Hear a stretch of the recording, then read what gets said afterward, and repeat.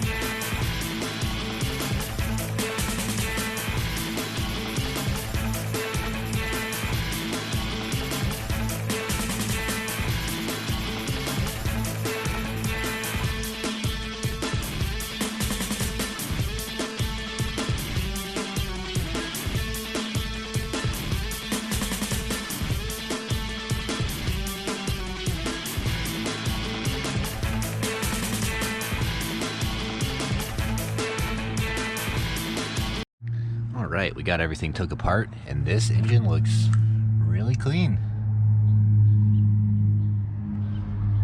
It's been taken care of pretty good. So look at the inside of the valve cover. Really clean, not too bad. This car might actually have 80,000 something miles on it. Let's see here, will it come up? Oh my god.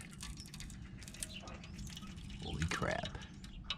Keep coming, keep coming, keep coming. Oh, damn it. Come on, come on. I don't want to spend all night scraping. Let's just do this. Come on. Yeah. Yeah. I know you want to come off in like 3 pieces instead of 40. Let's do this.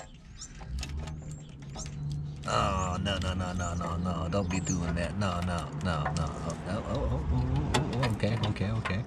Okay, I'll take it. Honestly, I probably could have gotten away with just tightening this up, but these things are never clear until you get knee deep in a job. Come on. Come on. Here she comes.